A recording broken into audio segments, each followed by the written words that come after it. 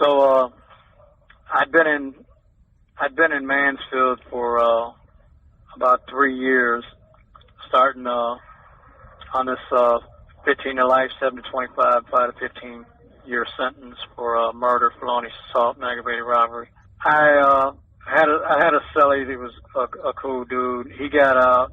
He sent me a box and stuff like that. I wanted to make some money in the joint, so I decided to try my hand at some contraband, and the contraband would have been marijuana at that time. And he knew this guy that was a mover in there that got stuff in like that, and so he took it. He didn't take it to him. He mailed it to his people on the street, and the guy said, after a week, the guy says, well, he says it's not there yet. Then, about 10 days, hey, what's up, man? Where's my shit at, bro? What's going on with it? You bringing it in this week? What's up? He's like, no, it's still not there yet, bro. It's still not there. I said, man, it should have been there a long time ago. I said, it don't take no mail that long to run, man. He says, okay, he said, I'm sure to get there soon. I said, I'm going to check back with you in a couple of days, man. So it had been about 14 days now, and I checked back with him, and he says, yeah, it's there. He said, you'll have it soon. And I says, okay. And then later on that same day, this dumb motherfucker comes back to me and says, oh, no, I made a mistake. That wasn't you. That was somebody else. He says, it's not there yet. I said, nah, you're bullshitting. Okay. Don't worry about it. I walked away. I went to the gym, recreation. I was well known because I was an undefeated fighter for 5 years. Everybody called me K.O. Capone. The COs, they didn't mess with me. They let me go by as I go through the metal detector going in. There's 2 black COs by the metal detectors. I go in the weight room, and I take a 2.5-pound weight plate, and I put it in my waistband. It was wintertime. So I had a jacket on. I turn around.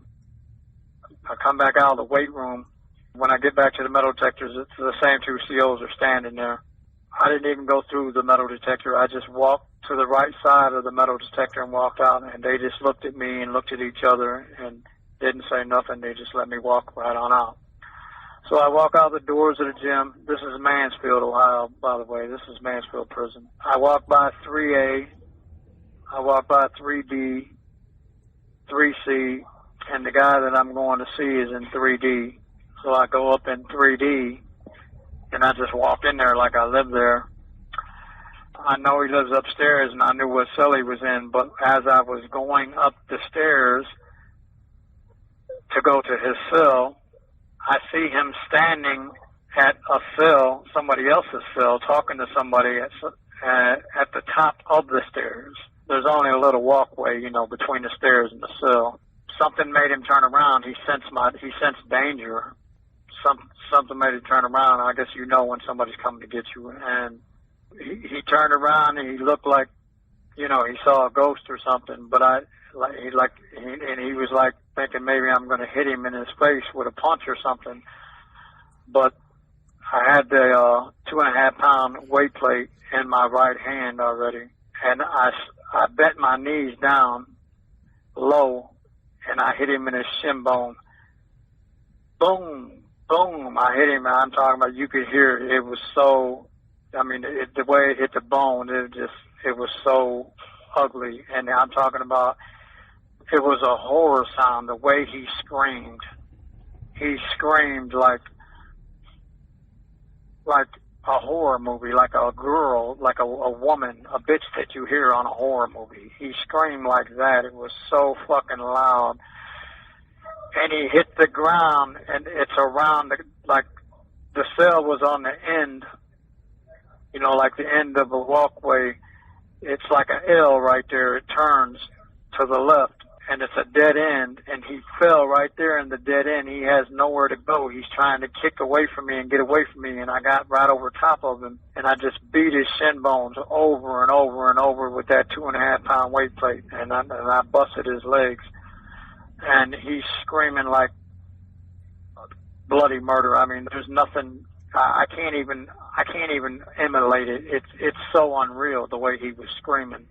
the weight plate finally flew out of my hand, but I'm the type of guy, when I go into a violent situation, when I go into a war zone, I see everything around me out my peripheral vision. I see everything on my way in and on my way out. I seen a mop handle inside of a mop bucket, and it was just automatic. I didn't even have to move and look or nothing. When the weight plate flew out of my hands just automatically went to the mop stick, and I grabbed the mop stick out and used the end of it and just beat down on him with the end of that mop stick. Finally, a CO, he was gigantic. He had to be close to 300 pounds. He had to be about 6'3". He was a great big man, and I'm only 5'7". And the way that I talk and the way that I do things, you would think that I was a giant. I am in my heart, but I'm actually a little man, but I'm just a dangerous little man. He attacked me from behind. He didn't attack me. He just jumped on. He ran and jumped on me like a football player, and just held me down on the ground with all of his weight. The guy at this time he's of no danger to me. He's screaming and crying. He's fucked up. His legs broke. There was no weight plate laying there anywhere because one of the guys already picked it up and threw it out the window outside. Didn't end up not doing no good because he told, and later they went around the building looking for it and found it. So they locked me up in the hole.